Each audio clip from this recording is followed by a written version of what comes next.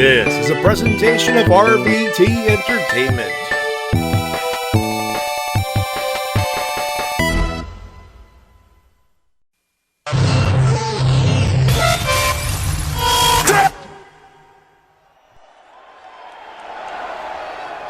Hey, yo.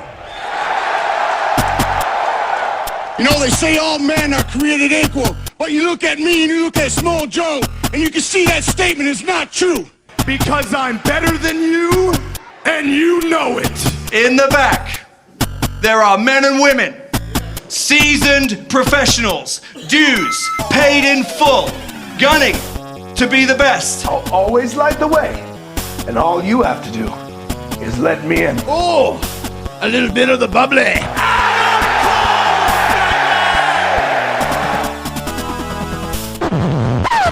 The cream of the crop. Nobody does it better. Hey, hello, ladies and gentlemen, and welcome to the Wrestle-Cast, presented by RVT Entertainment on Podomatic.com, Spotify, YouTube, and wherever else you may find this fine audio recording. We're also on YouTube and live on RVT Entertainment's official Twitch.tv channel, talking about professional wrestling, both in the mainstream and the independent scene. My name's Matty J, that is TWK. You look fly today. Whoa, whoa. We're gonna be wearing golden diapers. And Shintigercurl. What the fuck was that? Ooh, you're only smoking mirrors. Ooh, you're only smoking mirrors today. Judgment Day is here. It's time to play the game and how you play it. Come on, Joe Maria. Crystal. You know it's all about the boom. Adam Cole, baby. You know I love Adam Cole. He really speaks to me. Like a soldering iron in your eye. Very impactful. I love him. This guy, this thing got offhand already. I'm glad I don't have the clip. There's no clip now. This happens if you guys don't watch the Thursday show. You miss all the running gags. Yeah, you kind of do. Watch the Thursday show. You won't be disappointed. T-Dubs, it's moved to T-Dubs' main channel. You literally cannot miss it. Oh, by the way, for those wondering, hey Matty, did you see what MJF did? Yeah, we know. And yes, W. Morrissey will play heel. He is a very good heel. And yeah, there was going to be a clip where I played MJF calling this person who happens to be 7 foot tall and you can't teach that. No, Enzo Amore will not fucking show up. He's obviously talking about W. Morrissey. And yeah, there was going to be a sketch where T-Dub, Shin, and I go over that running gag of calling W. Morrissey every name under the sun, and we'll get to that, of course. But I'm glad I didn't produce a clip. Because the idea was to produce it after work today. And then the releases happened again. Obviously, we got the winners and losers. We got you in the chat. And Guts, if you're listening, he asked earlier to PM. He's like, he's going. MLW will be in his neck of the woods in fairly recent times. For the sake of he doesn't want to divulge where he lives. He just said, he just said it's MLW. I said, dude, if you could go. What do I say at the end of the show? Help professional wrestling support your independent promotion as soon as possible. So that's it. He didn't want to bring up where he lives, so that's fair enough. I just thought I'd say, hey, go. You don't need my permission. I'm Canadian. I can't even go to MLW right now.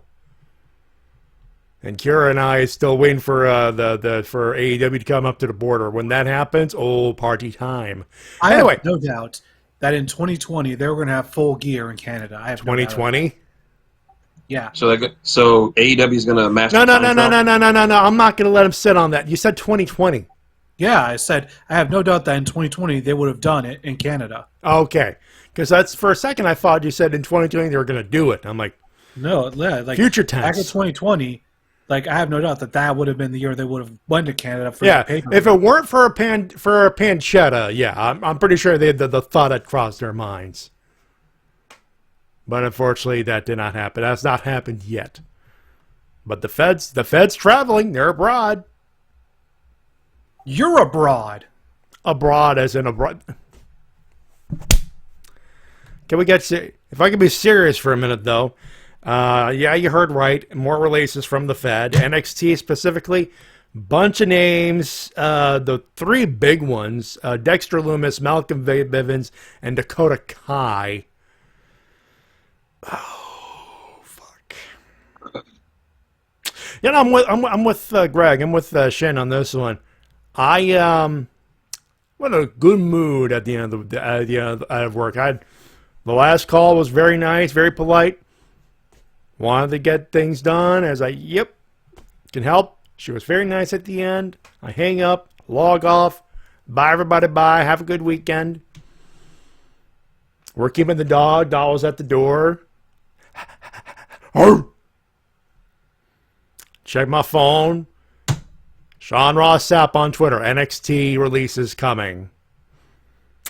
And then they came. And not in the good pornographic way. Nope. Here's a budget cut, assholes. How about John Laurinaitis? He's useless. How about Tony Bruce Pritchard? He's fucking up the product worse than anybody else over there. How about Nick Khan? No relation to Tony Khan. Thank you. Actually, you know what? Keep him. He's making money. Is he making profit? Oh, he's making profit. He'll be kept. He's safe. But the minute he has shit canned, oh boy. Oh boy, oh boy. As JC points out, Bivens at least is a case of someone just deciding not to resign. Malcolm Bivens literally said, nah, I'm good. They offered a new contract. He said nope. So Stokely Hathaway saw he was good. All right, I worked with the Fed.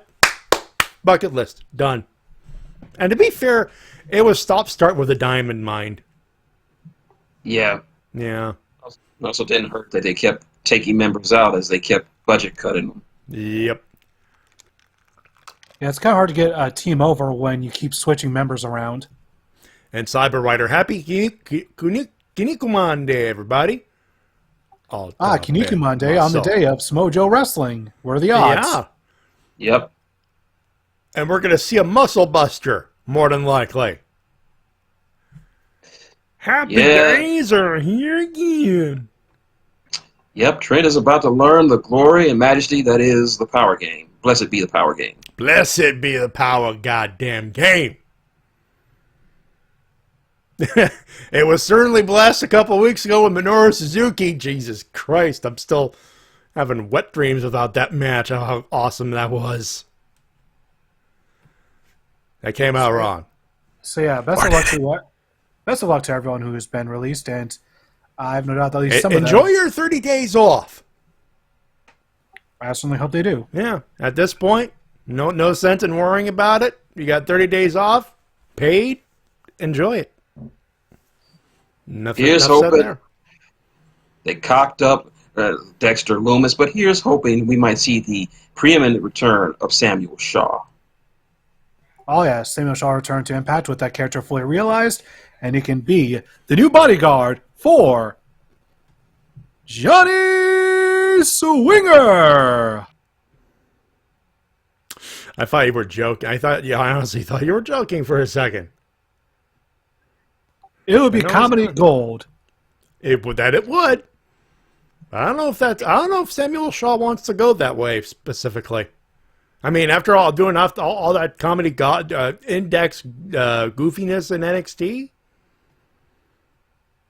I don't know. Just promise Samuel, the former Dexter Lewis, promise me you're not going to wind up and control your narrative, please. Oh, yeah. Hopefully, if he goes to Impact, I want to see him feud against PCO. Jesus Christ! Wow. A character based off fictional monsters versus a character based off real life monsters. That's That is a goddamn dream match, and you know it. Wow. You know who did not have a good time during her last run in NXT? Ooh, poor Ember Moon. Poor Athena. Yeah. If you guys haven't Chris seen her Van Fleet won another banger, another big one. And, yeah, I shouldn't have said banger, just another big interview. And, all those in favor of giving Athena a big fat hug when it's safe to do it again, and with her consent, of course, say aye. Aye. Aye! Motion passes. Wow. TW, you want to do it, or do you want me to do it? Do what? Go the details about this. The notes. The specific section about. Yeah. Well, I guess I could go into it. So the thing about her time there was, first off, there was a lot of start and stop with her, constantly just waiting to be used. Like the way, oh, you're gonna have a match next week, and then she'll get ready for a match next week, and then they'll tell her, yeah, you're off the card, and that'll happen over and over and over again. And at one point, they were told, okay, you're gonna turn heel next week, but first we need you to go back to your old character. We're gonna do in your old character. You gotta dye your hair red. You gotta get the contacts in, and apparently it takes her hours to dye her hair. And she spent her own money on this hair dye. And when she showed up the next week for TV, they told her, yeah, Vince actually wants you off TV indefinitely now. Keep in mind, according to her, she takes at least 8 hours to dye her hair. And So and 8 hours, her own money, on someone tells, no, we want you to get everything, and then, nope. Yeah, and this came from Vince McMahon himself. He literally gave the orders that first he wants her to turn heel as her own character, and then apropos of nothing, just, oh, now she's just off TV permanently now. And apparently they were trying to, just judging by her wording, like transition her into a coaching role for the younger wrestlers, for the younger women. Yeah. And you can tell, like, she's upset that there are women there who aren't passionate about pro wrestling. Because they're too focused. They changed their focus to sex appeal for some reason, and rather than in-ring. Urge to kill rising. Yeah, and this goes to another story she told where she and a whole bunch of other women from NXT had to attend a 2-hour meeting about being sexier. 2 hours! 2 fucking hours! And at the start of it, Ember said when Shotzi got called up, they did so because the person in charge of that said they completely did not know that she and Shotzi were a tag team on NXT. They had no idea. Despite being champions and all that. Despite being heavily You marketed. don't even watch your own product anymore, you old fuck. Get out. Get out. And Ember had said that she wasn't a tag team person. It just, not that she hated her tag team with Shotzi. She actually had a lot to say good about Shotzi. It's just she wasn't a tag team person. And by the time they finally found their groove, Shotzi got called up. I want him dead. I want his family dead. I want his house burnt to the ground. I want to go to the middle of the night. I want to piss on his ass. Yeah, so it's just like, it seems like just from the ground up, it's just a really toxic atmosphere in WWE at the moment. Yeah. And you could see it was killing her. Because she said it herself that why would she have to, she literally gave the left side of the entire right side of her body for this brand and got no reward for it.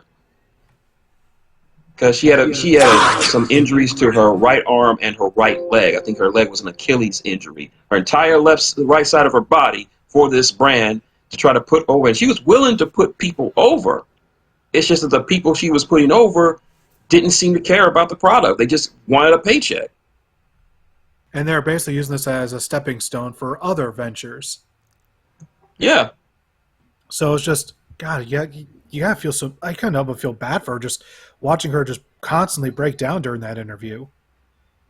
Yeah, it is the same thing happened to CM Punk.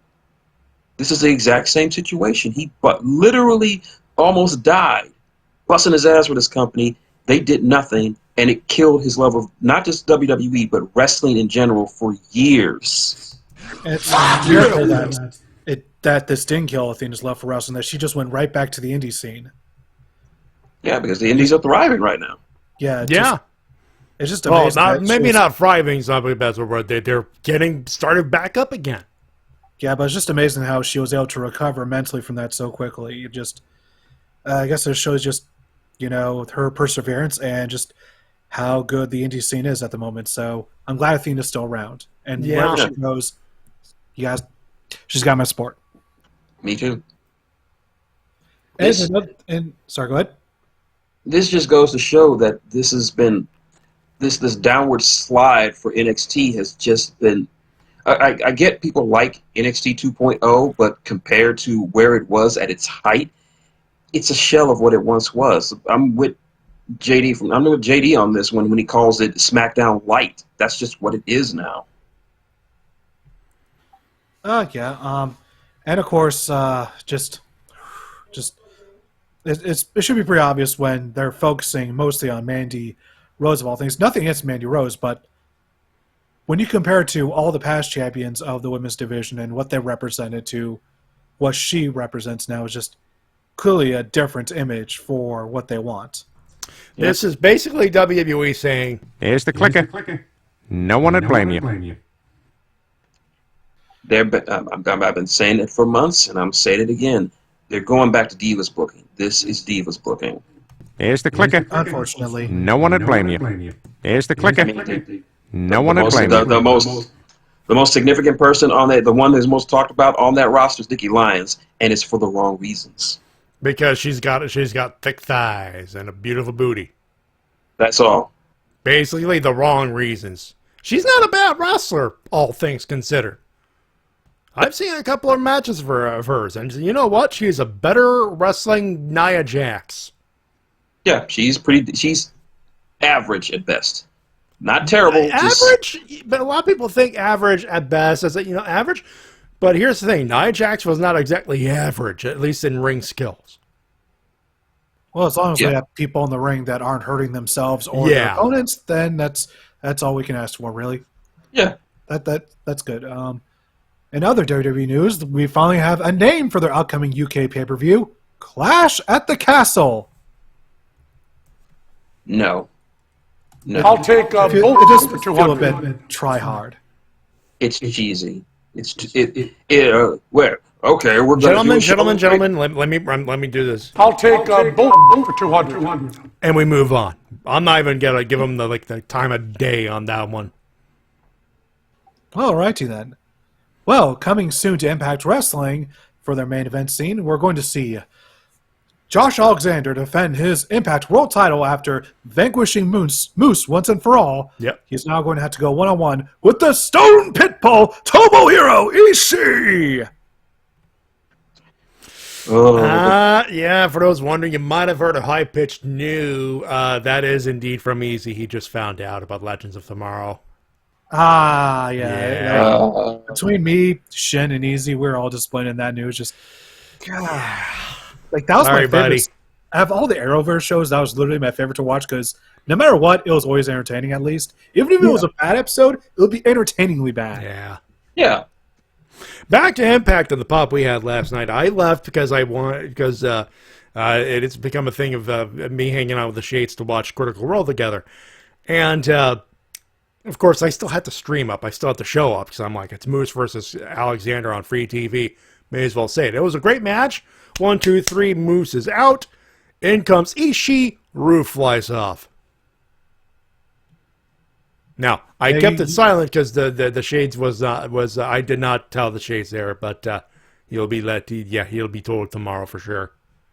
If he doesn't know already. You should have heard the pop on the Discord call with all of us. Like, goddamn. I heard. I tuned in. I watched the video just to see loud.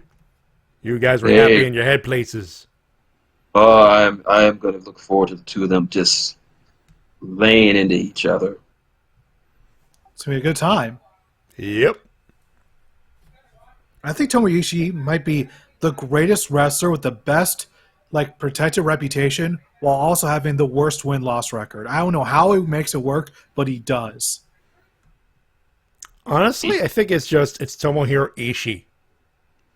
He's just an ass beater. That's all he is. Yeah. Kind of the same vein as Minoru Suzuki, Katsuyori Shibata. I know Minoru Suzuki wins a few matches here and again, but Ishii, he's almost always loses.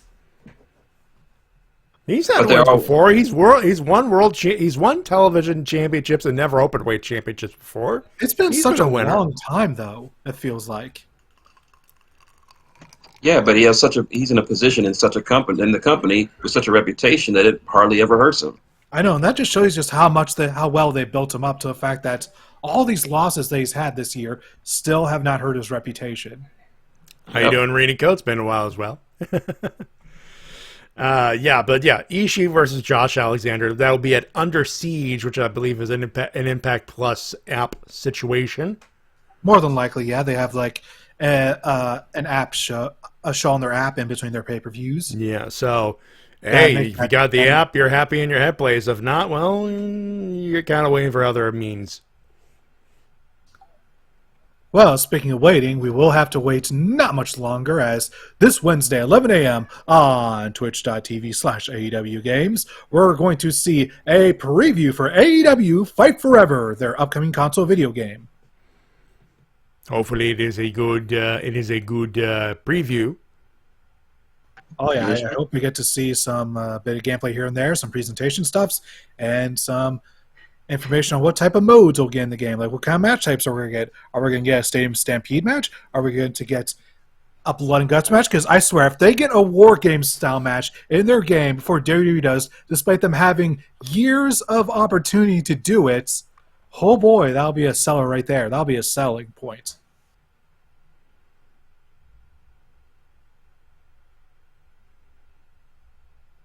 Looking forward to it. That's all I can say there. Me too.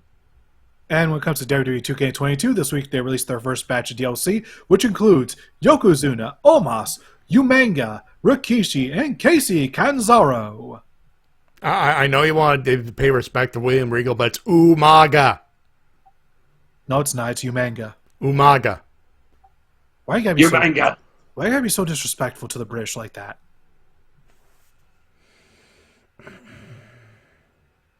It's Umaga. Officially, colloquially, it is called Umaga. William Regal just called it Umanga because it's William Regal. That and Umanga's also from England. Umanga.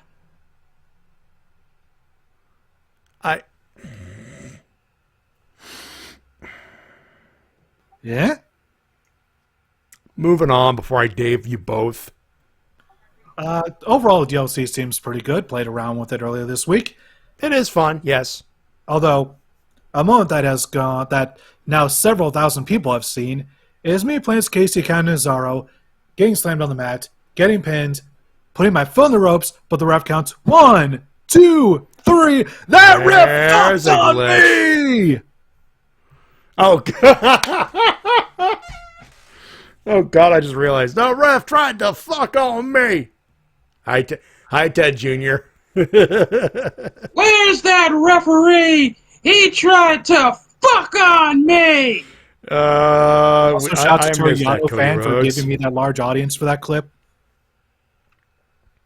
Shout out to Toriano fan for retweeting that clip of me getting of losing. Toriano fan. He's good people. Yes, very wholesome.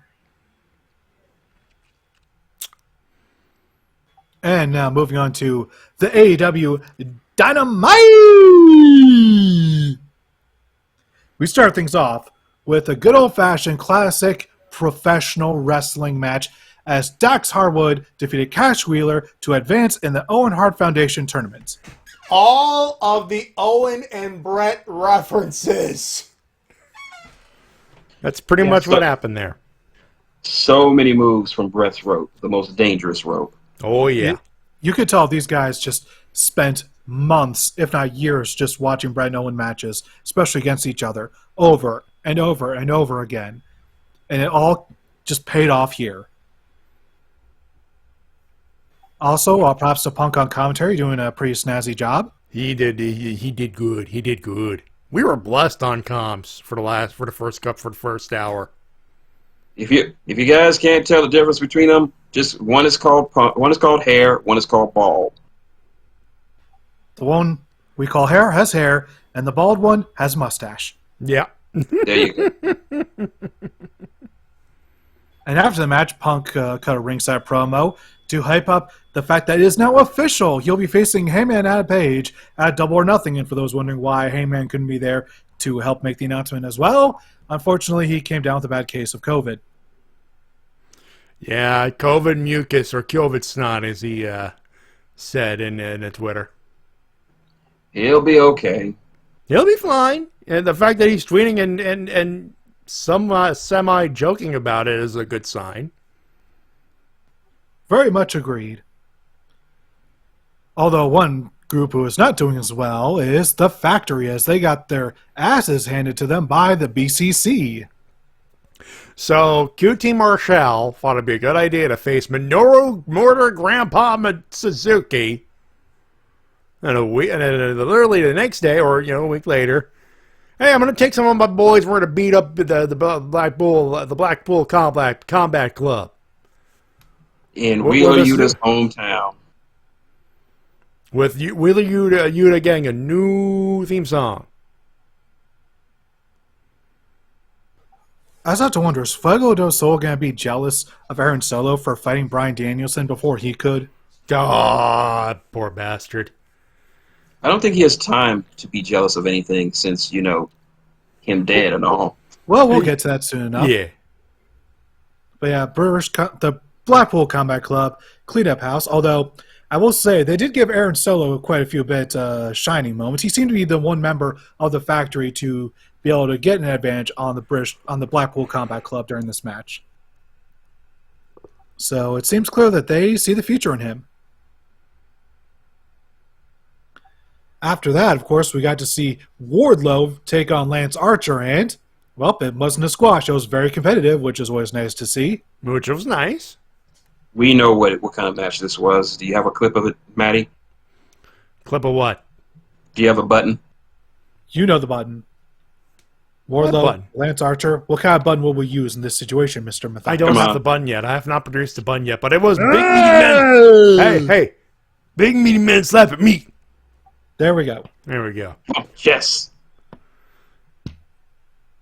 Just want them 5-star matches? Nah. Of course, the match ends with the good old-fashioned Powerbomb Symphony from Wardlow, which looks even more impressive because Lance Archer is quite the tall dude. I think like 6 feet 7 inches, somewhere thereabouts. Mm-hmm. Also, kudos to fucking to Wardlow for that nice running Hurricane Rana he did. Yeah, just started the match just out of nowhere, just jump and yoink. Like, that is some good leg strength right there. That guy does not skip leg day. No. He probably doubled down on leg day. Like, because to be able to jump up onto Lance Archer's shoulder that quickly, just, goddamn, that takes some good springy knees. And of course, afterwards, we got the backstage promo from MJF to hype up his next opponent. He pulled out a cell phone, said, "Hey, how'd you like to make 6 figures in your next match?" "Okay, cool. See you next week." And of course, he made a reference to the fact that the next opponent for Wardlow would be really tall, taller than Wardlow. And you can't teach that. And people are going, "No, not Enzo." People saying Enzo's going to show up, folks. Calm your tits. Tony Khan's not a fucking idiot. We're referring to a guy who the three of us know for a fact has been having a hell of a run in Impact and is definitely deserving of a spot on Dynamite. W. Morrissey. Here's the thing. W. Morrissey did such a good run in Impact that the crowd warmed up to him in such a way that they had to turn him face. That's how over he got. They had to turn him face. He has improved vastly since his time with the Fed. Just look at his look in the Fed. Just generally in the Fed. Google it if you have to. Look at him in Impact, the recent Impact. Dude's shredded. He's been clean for the most part. I cannot speak for himself. He can only speak for himself there. But he's been clean, having great matches on Impact. Some of them knockdown dragouts. W. Morrissey versus Wardlow? Show up and take my Wednesday. And Gut says, are we sure this is part of the plan? Pretty sure it is, yeah. Yes. All part of the plan.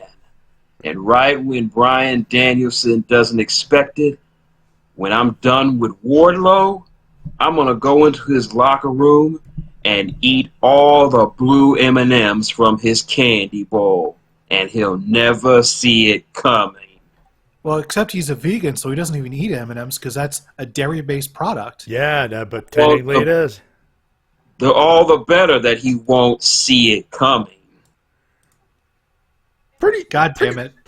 Pretty sure eating M&Ms is not the actual end goal, or at least it shouldn't be. Or is it the beginning goal? Hey, Khaki Dory. There it is. Yeah. And that's our signal to move on to an in-ring promo between the JAS and Kingston, Santana, and Ortiz. I love the opening intro. The Jericho Appreciation Society. For now 7 weeks, the reigning form of sports entertainment. Yep, having Matt Menard cut that promo at the beginning of every entrance. I love that. That's big magic for you right there. Like me and Matty have been saying that 2.0 were great promos for years and years. And they were criminally underrated in the ring. Underutilized in WWE. And now in a major role, this could only benefit the former 3.0. Yeah. Like these are two guys who, if you give them a mic, as we've seen on AEW television, they make magic without mic. Mm-hmm. As like daddy magic? Yes.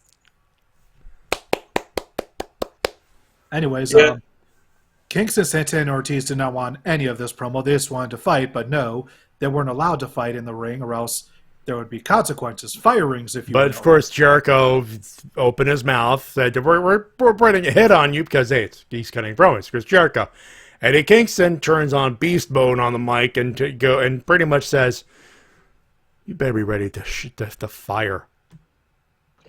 And it's funny I say that because later they use a fireball, so there's a thing. Jericho had, Eddie had Jericho leaning back like he was a fucking JoJo character. Yeah, he had that look in his eyes after that promo where he's like, "I think I'm pooping pants." There's a Boondocks button for that. You should make it. Or longest yard. I think he shit himself. Either way, it works. And just goddamn, just every week Eddie Kingston just is able to put out these banger promos. He has not had a weak one yet, and I hope he never does. He's just he's one of those people, just like William Regal, where I can just listen to him talk for hours and hours about nothing. And people have the audacity to say he is a mark for himself. Like, you're talking about Eddie Kingston, right? Like, he's the last person in the world who will be a mark for himself. The only thing he's a mark for is Japanese wrestling. That, yeah. Very sure of that, yeah. King's Row, specifically. Oh, shout out to the shirts Eddie Kingston's been wearing. Last week he wore a Sarah Del Rey shirt. Jeff Ray, yeah. Yep. That's Sarah Del Rey reference for those wondering. I was not this goddamn it. Now I miss Sarah Del Rey wrestling. And of course, this week he wears a Bruiser Brody shirt.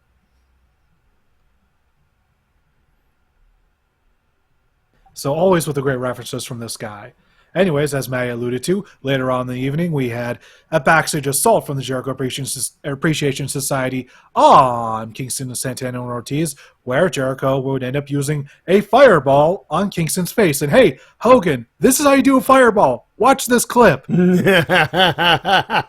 Shout outs to OSW, by the way. Yes, great review. Mm-hmm. Yep. Loved it. Once again, like, I still don't understand how Hogan fucked that up so badly.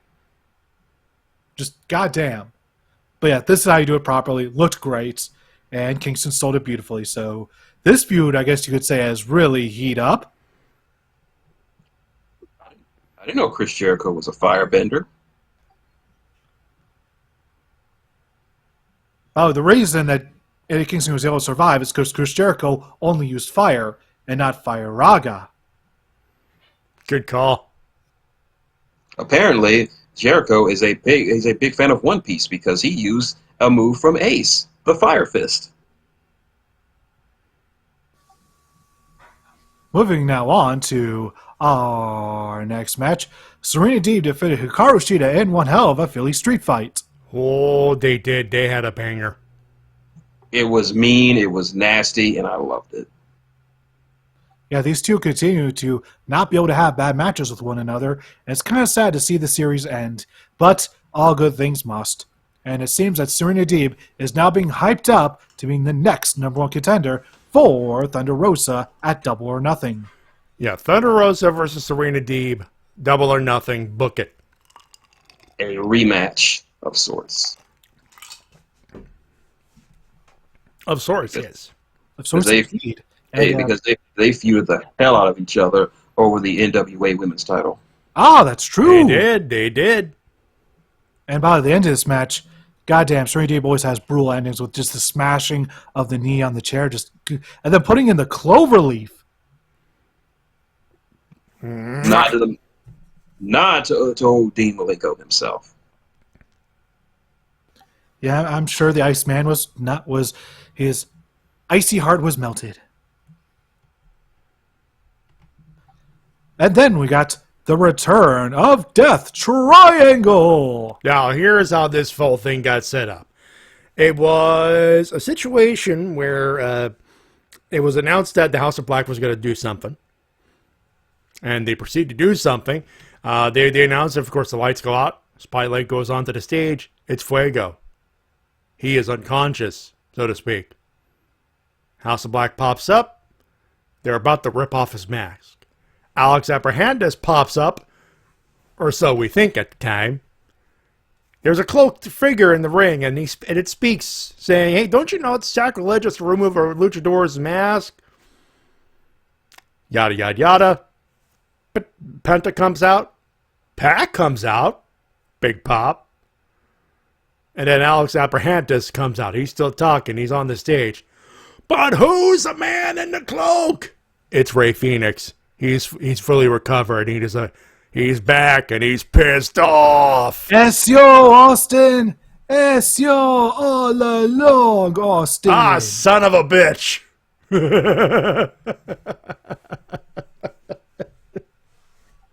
You had that plan, didn't you?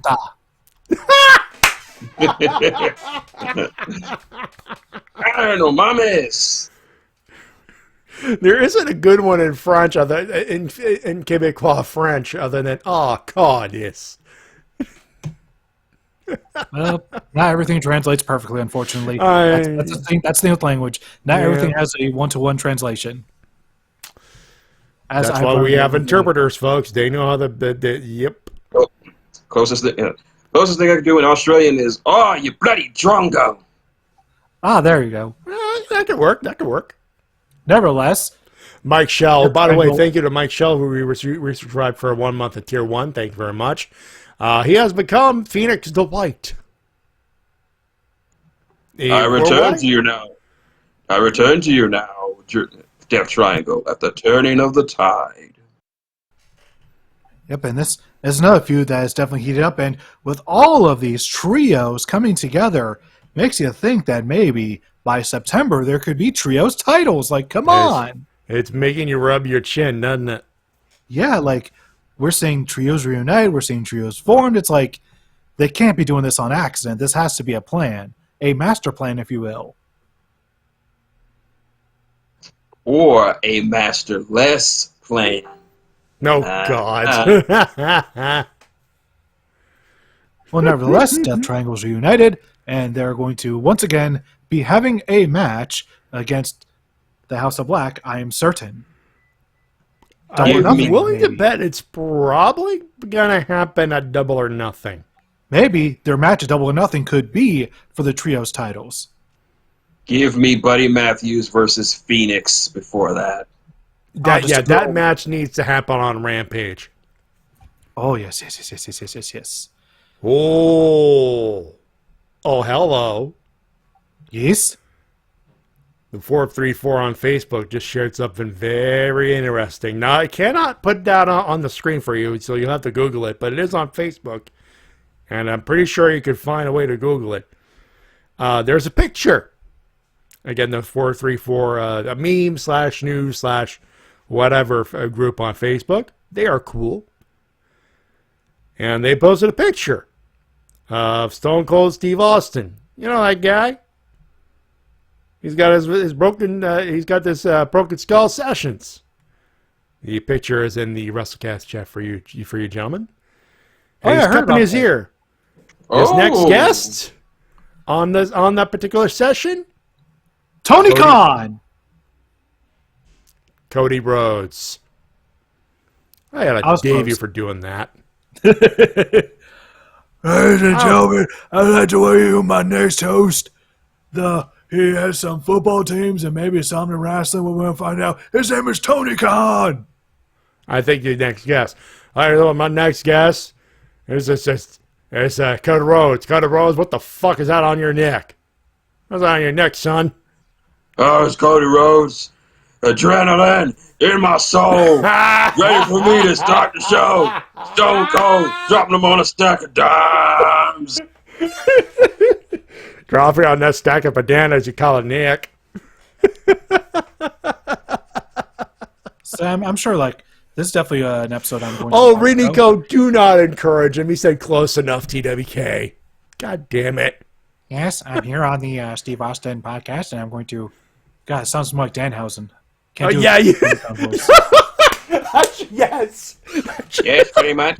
Well, I'm very pleased to be here on the Cold Stone Steve Austin podcast. I liked you in $6 Million Man, Steve Austin. You are very nice, very bionic. Yes. I saw the door was open. I thought, hey, what the hell? Why not come in? Oh, God. It's not going to happen on Broken Skull, but Danhausen on the Steve Austin Show podcast. Good Lord. Yes, Danhausen is very familiar that you got your gimmick from Shockboy in the TNAs. Why are you looking at Danhausen like that? You got your gimmick from Shockboy. He did the whole thing first. For one thing, son, the name's Stone Cold, not Cold Stone. Get that Mike Tyson out of your goddamn head, son. That's what Danhausen said. Cold Stone, Steve Austin. You repeat that again, I'm going to bash a beer over your head. You work at an ice cream shop. Danhausen has seen this. If you want me to power drive this nerd on this stack of dimes and calls the net, give me a hell yeah. Hell no! Anyways, we all know if they both show up in the ring, we all both know it's a curse and then a stunner. Well, moving on, we have our semi-main event of the evening as the Undisputed Elite defeated Dante Martin, Varsity Blondes, Lee Johnson, and Brock Anderson. Not the same ring, dude. Not the same ring. It was a match. Yeah, this was basically this was a storyline match that was wrestled. There's nothing wrong with it. It was fun. Yeah, it was fun. Just establishing the Undisputed Elite as a team, and hey, Young Bucks are now even wearing the shirts. But there are seeds. Adam Cole was not part of the of everything. He was the last to get in the ring. He got the pin. There's some seeds being planted. Some seeds of doubt. Very subtle though in this matchup, but they're there. And then in the main event, okay, Guts. He says AEW Young Jaguars because then AEW has Young Lions. No. Yes, do it. Same. The Young Jaguars. God damn it. Keep going, T-Dub. No, even better. They're Jaguar Cubs. Jaguars. So in our main event, Scorpio Sky, with ice in his veins, defeated Sammy Guevara in another classic ladder match to reclaim the TNT Heavyweight Championship. Great match. One note. Sammy, when you take a bump on the ladder covered in barbed wire, that's the finish. You don't need to magically pop up, you mark. Yeah. And it's part of the reasons I did not like this match as much as Sammy's match with Cody. It had some great spots like that, like Scorpio countering that springboard cutter with his own cutter. That was cool. Yeah. But dude, you take a bump on a ladder that's set up with barbed wire, you're done, son. You're done. Yeah. Hey, don't take that with him. That's TK idea. Yeah, but Wasn't now it the idea of to fuck up before like a 630 on his neck and shoulder, the poor guy? Yeah, unfortunately, there's been miscommunication on that spot. Scorp didn't quite able to catch him there. Now, he said he's fine, but apparently he's either injured, not injured, but it's up and he's hurt. He says that his back it's nothing serious. It's just that he says it's hard for him to move his back and his neck, so he's going to be out for a bit. I think probably a good idea. Yeah, I think that's for the best. So that way, when he returns, it'll be a nice, refreshing return. I think this will mark the first time that any of the four pillars has ever been, quote, have been injured. I could have sworn Darby's been injured once. There's no way to really tell with Darby. I guess, considering that he seems to do all that crazy shit all the time. Did somebody mention me? Yes, I suppose we did. Okay. I'm going to throw myself down the stairs. No, it's too late. Yeah. I fell. Yep. Anyways, we also got an announcement that next week, W. Morrissey will not be the only Impact star making his debut on Dynamite, as we're going to see a unification match for the ROH Women's World Title, Mercedes Martinez versus the virtuosa Deonna Purrazzo. They're putting him together. In my opinion, the best female wrestler on the planet today, Deonna Purrazzo. Wow, that's some high praise considering all the talent that's currently going around. She's that good, though. Yeah. We have seen some really good matches from her on Impact, I'll tell you that much. Mm-hmm. I'll have to wonder. It makes you wonder because Impact has not been hyping this matchup at all on their social media from what I've seen. So this makes you wonder, did Deonna sign a deal with ROH and AEW? I think the best way. I think the only way to find out is through the people who know their stuff. You know, your SRSs, your Dave Meltzers, and all that stuff. Or wait till Wednesday. Because if Deonna wins, then yeah, she's all elite and with Ring of Honor. If she wins and becomes unified. Yep. But at least I'm just very glad that Impact is still is working with AEW again. Oh yeah, that's always great. It's always great to see companies working together. Period. I hope we get to see more crossover because I know Jordan Grace has been one of the people campaigning the most for a match with an AEW wrestler. Yeah. Yeah, it's gonna be great. Get her far away from that thing that's her husband. Jonathan Gresham is also all elite. No, he's not. Yes, he is. They even they put up the graphic 2 weeks ago. He's the Ring of Honor heavyweight champion. Admit it. That was just put up there by the octopuses. Allegedly. At least you're putting up the idea that he is an octopus. God damn it. Ladies and gentlemen, conspiracy theorist Shintigercurl. You know, a couple of weeks ago, we had Shin heap of praises on actual Jonathan Gresham. I miss that Shintigercurl. He is gone now. You're stuck here with me. Well, tonight's on Rampage, 10 p.m. Eastern Standard Time on the TNT Network, we're going to have Hook and Danhausen have a confrontation. Hopefully, the match they have will be a double or nothing. Please, that needs to be there now. Oh yes, we're also going to see Keith Lee going 1-on-1 with Colton Assboy. He's going to beat his ass. No, we're not cursing. We're not swearing. No, he will beat his ass, boy. I think this is going to be a very interesting match. Swerve Strickland is going to one-on-one with Darby Allin, who had a really good promo together on Dynamite this week. That'll be for the Owen Hart tourney. This tournament is shaping up to be something. It's good. I don't know if it'll be good or bad, but the sides on both ends. Yes, please. Also, I can't be the only one disappointed that Lee Moriarty is not in this tournament, despite being one of the best technical wrestlers on the roster.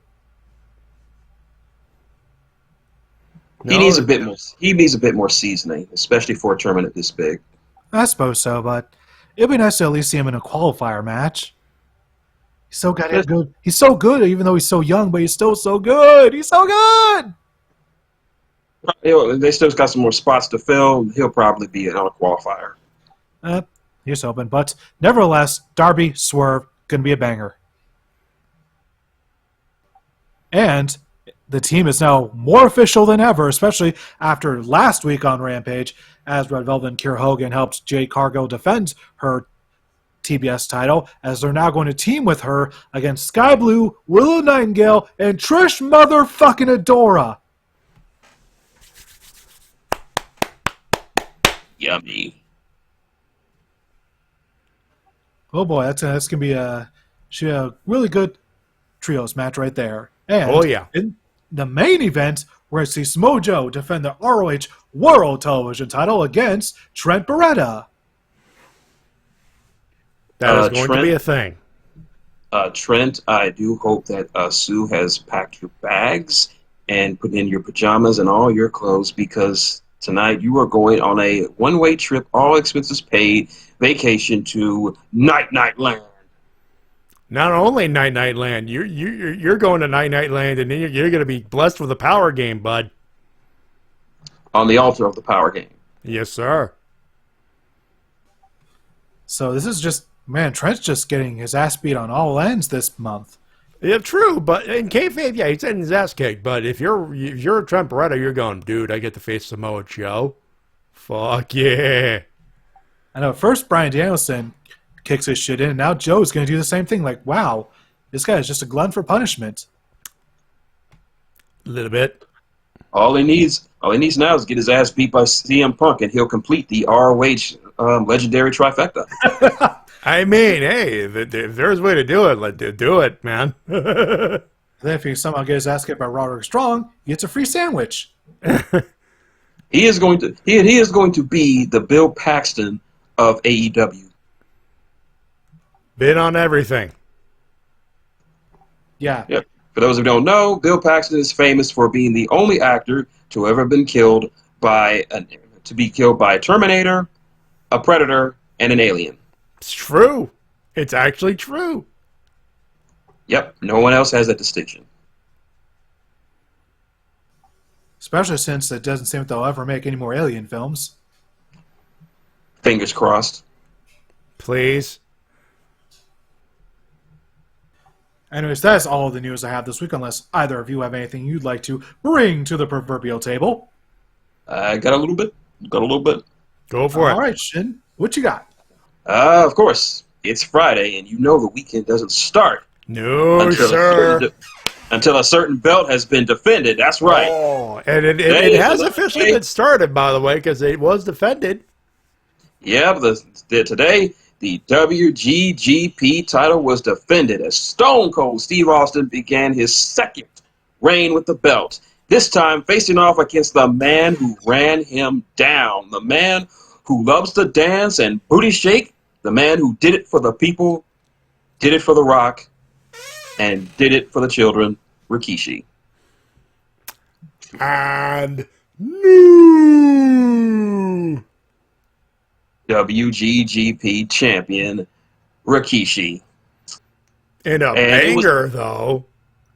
He was prepared for Austin. Like, he not only did he kick out of the stunner, he kicked out of the stunner at 1.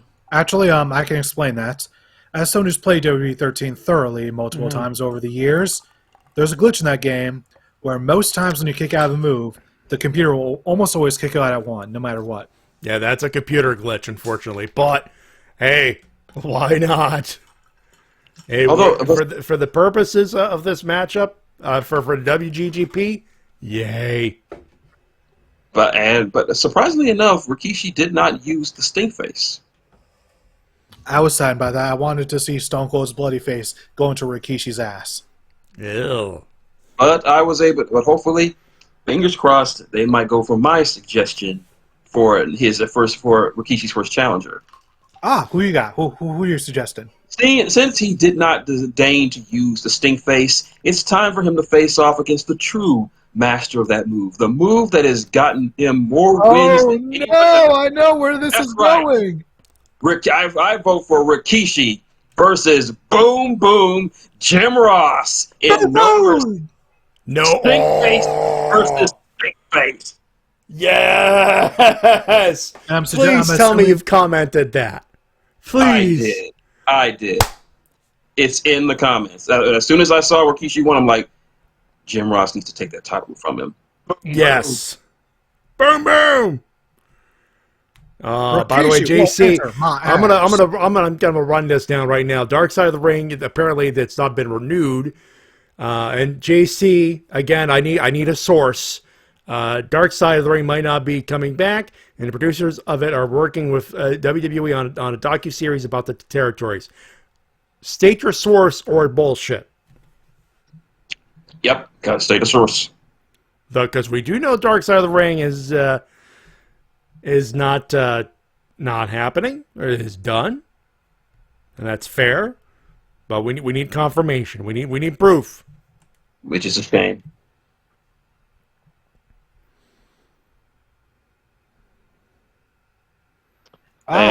What culture? What culture? Let's see. What culture has an article saying Vice canceling Dark Side of the Ring? Question mark.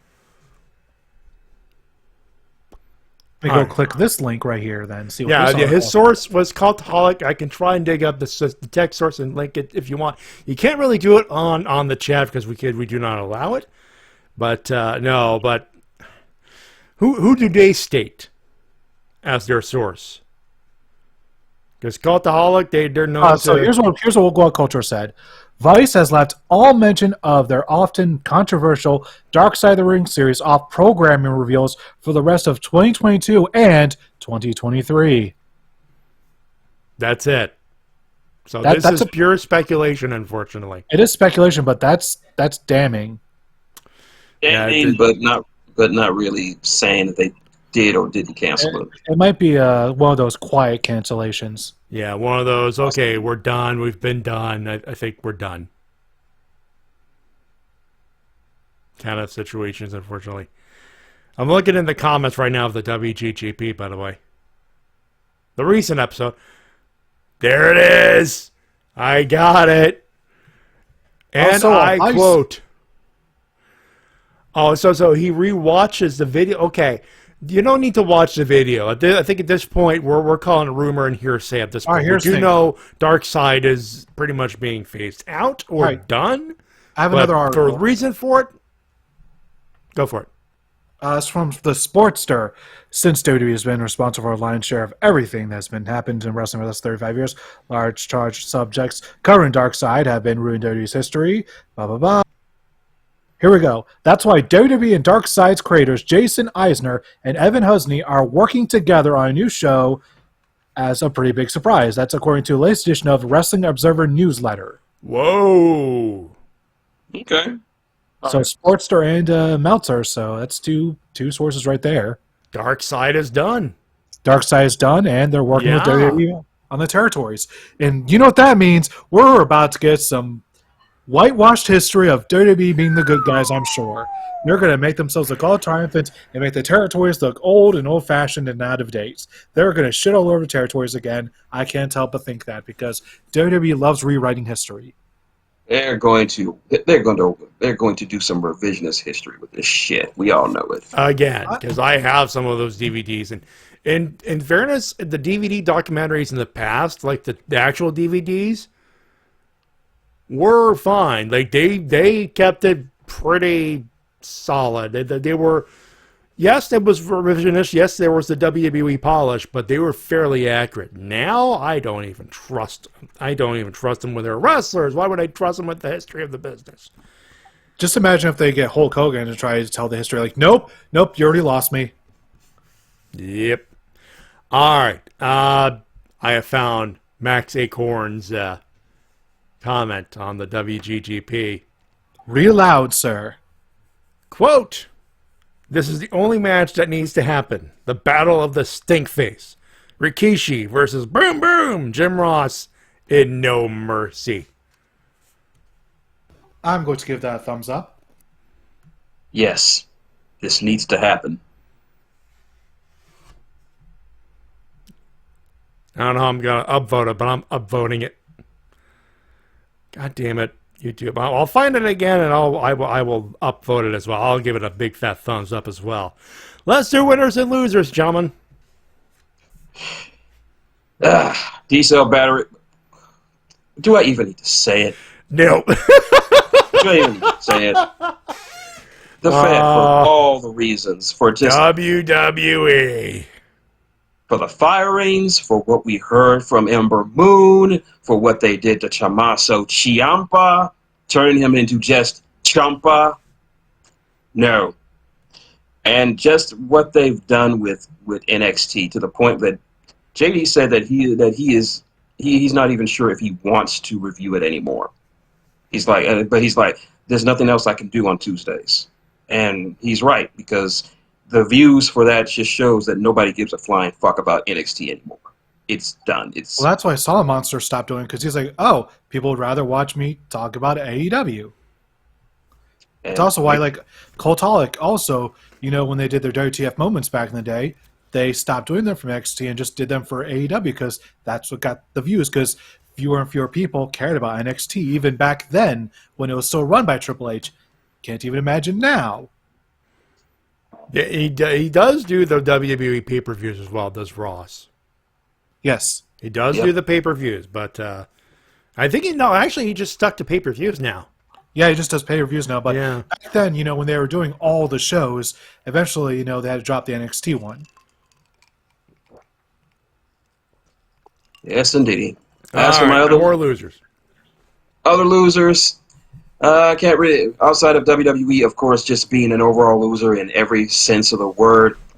I'm just going to give another loser. I'm just going to give a loser to that dumbass who decided it would be a good idea to aggravate Mike Tyson and getting his shit pushed in for it. And now it was so glorious that there's a video floating online of him bitching about getting punched by Mike Tyson. Sit your drunk ass down before you turn into Class Joe again, bud. Listen, if you go up to a bear in the woods and you slap him in the face, you do not get to be angry that the bear ate your face. No. You slap a bear in the face, you lose your goddamn arm. Because you'll be in the middle of a follow through, and the bear will be definitely pissed off. And moreover, the fucking media for painting it like Mike just snapped on this guy randomly because he asked for an autograph or some other bullshit like that. Like, have you seen the video? Are you just doing this because Mike has a criminal record? Well, this is stupid. Everyone in the video can see this guy was harassing him and assaulted him by throwing a water ball at him. So fuck you. He was trying to fight Mike Tyson. Let me repeat that. He was fucking with Mike Tyson. He's a guy who, when he fucked around, he found out. He loser, Mike Tyson isn't the goddamn right. Even the police said it. Like, remember, Mike Tyson, when holding back with his friends, accidentally injures them while sparring. Accidentally. When holding back. I'm amazed this guy wasn't knocked out on his ass. Yeah. And this something that just shows you. Mike Tyson was just telling him, sit the fuck down, leave me alone. Mike was right. People are too comfortable with doing whatever they want from behind a computer and not facing any consequences for it. Well, this guy faced the consequences for it, and nobody feels bad for him. See, I'm one of those guys that does shit behind a computer. Here's the difference. I'm smart enough to shut the fuck up, sit the fuck down. If you see someone in front of you that can murder you with their hands, you leave them alone. Hell, I personally had mark out if Mike Tyson was in front of me. It's like, hey, if it's at all possible, I can take a picture after the fight. You know, Yeah, it was. You can chill. Go ahead and chill now. It's like we're obviously would be in the way, and there's probably some FAA rule, whatever. After the flight. Before the flight, he was gladly taking selfies with people. Yeah, yeah, including the guy he punched. Ironically, Mike Tyson is a very chill, very nice person. Just don't fuck with him. Leave him alone if he tells you to leave him alone, you leave him alone. He could still murder you by accident. Yeah. Those are all my losers. T-Dub? Guess the only loser I have is WWE for more firings. That's all I got, really. And for me, WWE and NXT, do I even need to explain it? Winners. Oh, easy enough. AEW for all the shits, all the giggles. That amazing opening match between FTR, the shaping up of the tournament, just everything going on with the Jericho Appreciation Society and Eddie Kingston and Proud and Powerful. Just a lot of stuff. Impact for not only bringing in Dem Boys this week, but setting it up to have Violent by Design versus Dem Boys. That's the Briscoes, by the way. I want that to be a street fight. I don't know if we're going to need a street fight for this, but just straight up one of the Briscoes versus Joe Doring and Eric Young. Yes, please.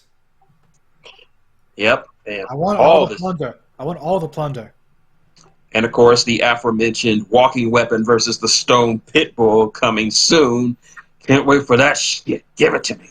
Just stick it in my veins. I'm happy in my head place. And a posthumous winner goes to none other than the now late, great Neil Adams. For those of you who don't know, Neil Adams was a comic book artist and writer for DC during the late 70s and the early 80s, and he's the man credited with bringing Batman back from the brink of camp after the Silver Age. He turned him from a silly, goofy hero into the dark figure of the night that we now know him as today. Oh, has he penned any notable works? He did a lot of storylines for. He did Joker's Five-Way Revenge, which effectively gave us the demented psychopath that the Joker is today. Okay. He also did the entire run for Green Lantern, Green Arrow, which was one of the most controversial and groundbreaking runs in comic books at the time. Ah, okay, wow, it's quite prolific. Yeah, he was the one who gave Green Arrow his edge. And as JC just mentioned in the chat, he is a co-inventor of one of Batman's greatest enemies, Ra's al Ghul. Wow, that's nice. That's right. JC, before we get to T-Dub's winners here, surprise no loser for Becky Lynch. For towing the company line? There's an interview saying, well, AEW and the WWE is better than AEW's women. I'm like, folks, she's talking out of her WWE mouth, not her actual mouth. This is that's a whole nothing burger right there. She has to say that. She was paid to say that, and two, we all know the Impact Women's Division's better. Pretty much, yeah. But yeah, and just I think about it, another winner goes to Ember Moon, just for putting up with all that shit and being able to vocalize that stuff, and it just makes you think. If she felt that way while not saying anything, how many other people on the roster feel the exact same way as her? Well, put it in all this work. Former WWE wrestler Tegan Nox definitely felt that way. Oh yeah. By the way, move your phone. All right. But yeah, Nixon Newell, the former Tegan Nox, definitely felt that way about the company on her way out. Mm-hmm. And how many times you want to bet? What do you want to bet that they're going to say that that Ember Moon had attitude problems or that she was difficult to work with? It's inevitable, I'm sure. They always like to cover their ass. Yep. But she's going to be great. She is going to be fine. She can go to AEW. She can go to Impact. She can go to Ring of Honor. She can go to Stardom. She can go to MLW. She can go to any place on the planet and be welcomed and treated with the respect that she certainly deserves. I do hope she goes. I think Ring of Honor would be a great fit for her in that women's division. That women's division or AEW would be a great fit. Impact would be the great fit. Oh, yeah. Oh, yeah. T-Dub, winners. My winner this week is Wrestling Banana. Because they did something that I've been waiting for years. They put out a Twitter video of moving graphics to hype up CM Punk versus Hangman Page, to which a certain person by the name of Tony Khan said, "Good call." And then, well, earlier today, we got motion graphics back in AEW. Nice. See? That's Tony Khan right there. Now I gotta block it for copyright. I just gotta say, you get the credit. I don't know how I'm gonna give you the credit, but I'll give you the credit, and we're gonna do the idea. Yeah, like they did the idea. They got motion graphics to hype up Punk versus Hangman. Here's hoping they use that on the pay-per-view proper, because the one the fan made looks really good. Once again, it's at Wrestling Banana. Yeah. And I retweeted it, so you can just find it on my Twitter page. And for me, my winners, Josh Alexander, the new Impact World Champion, FTR for that match, the ladder match, and of course, W. Morrissey. No, we're not gonna. Okay, I thought we were gonna go for the Kaki Dori. Okay, Kaki Dori indeed. Do some plugs, boys. It's pronounced Kaki Dori. Kaki Dori. There you go. That's my accent. Anyway, let's do some plugs, boys. Plugs away. I'm going to be, of course, my YouTube channel, Maxicorn, where you can find the latest and greatest in Warm-Up from Machine lore videos. That's right. And hopefully by next week, I know I've been saying that for a while, but things keep coming up. Hopefully next week I'll be able to publish my first video for my playthrough of Marvel Champions, pitting Spider-Man against the Rhino. How will Spidey do against one of his most stubborn opponents? Will he win, or will he get his shit pushed in by the rampaging Russian Rhino? You just have to tune in to find out. Also, quick aside, my tip jar, of course, you can hit me up on paypal.com/Shintigercurl, or hit me up on Cash App at $Shintigercurl. All of the proceeds will go to Matif, because they are needed badly. I already dropped a video early this week of me filing down my teeth for 2 minutes to show you that I am really suffering from this, because a lot of people are like, oh, you're just doing this for the money, and your teeth are not really that bad. And I did a video of me taking a file, going into my mouth, and grinding down the teeth so I can speak and eat properly. So yeah, this is going to fix that. So any help is appreciated. I'm done. T-Dub? Go to my YouTube channel. Link is right there in the chat, where I review video games. Such recent ones include Guardians of the Galaxy, Marvel's Guardians of the Galaxy, Paper Mario 64, WWE 2K22, Until Dawn, and my favorite Tony Hawk game. Go there. Subscribe! He ain't telling you on this show. You gotta watch the video to find out what's his favorite Tony Hawk game. Of course, you could find out. You can watch his newest video whenever it gets produced on TWK's Patreon. You can get it one day or a couple of days early. Patreon.com/TWKReviews. I have my PayPal.me/MetaJ316. That's my tip jar. Donations are optional, but very, very much appreciated. I'm going on a cruise in a couple of weeks, folks. Is it coming that soon already? Yeah, it's going to be in a couple of weeks, about a couple of weekends away, as a matter of fact. Wow, that's... I'm getting my last paycheck is being deposited before the cruise is being deposited this Tuesday. 2 weeks, yeah. Nice. 3 weekends. There will be a Wrestle-Cast the weekend before leaving for the cruise, and I'll be busting my ass to make sure it is uploaded before I go to bed after we're done being live. So... yeah, but beyond that, don't expect a show that week, because I The internet's expensive there. I don't know if you noticed. Yeah, they always charge arm like, oh, you can have internet access for a fee. Yeah, that's how they get you. I'm still going to get it because I want to watch some stuff, and, Critical Role is probably going to happen. I'm going to sit down and watch that for that son of a bitch for sure. But, it is what it is there. The Wrestle-Cast@gmail.com. If you have questions, comments, any of the sort, you can follow us on Twitter at MattyJ316 at TWKOfficial and at Shintigercurl. We have Discord, we got merch, all that good shit. And JD from New York just tweeted about 20 minutes ago. They just canceled the tag team unification match at Backlash. This company is fucking brain dead. The fuck? JD from NY. It's goddamn it. Yeah, I got time. Let me set this back up. I thought we were done, but no! I need to get the curb button for this fucking company. The tribal chief wants the belts. 2 weeks later. Cancelled!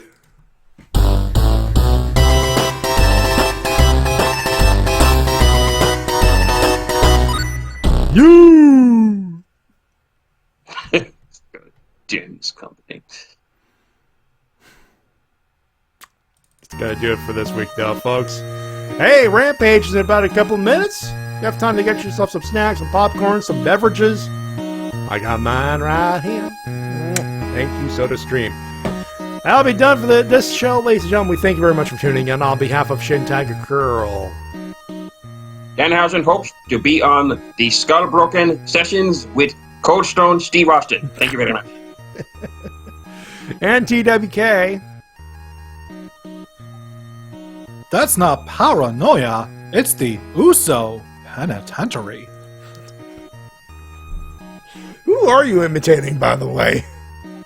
Are you seeing? You can't tell my voice. I'm gonna have to stab you in the face with a soldering iron.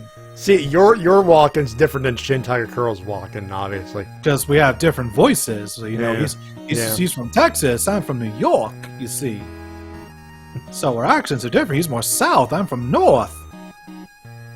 I don't like the way. Carolina. I don't like the way you're doing my voice. Stop it. It's all wrong. These guys. I sound wrong. You're the one who sounds wrong. I'm starting to think that you might be a clone. These guys are unfucking believable. Next time, if you keep doing these imitations, you'll find yourself rotating in one of my fine correctional facilities. My name's Matty J. Reminding you to help professional wrestling support independent promotion as soon as possible. We'll talk to you next week. Everybody back!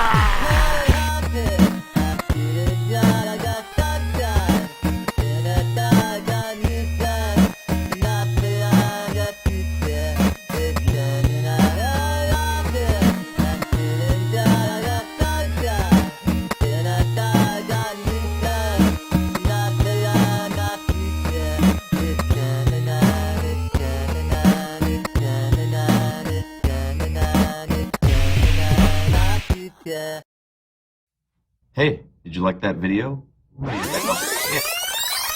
We lost to X Factor, the Smoking Guns. We lost to the Harris Brothers, PG-13. We lost to the Headbangers. We lost to Head Cheese. We lost to Lowdown. We lost to everybody. We lost to Edge and Christian.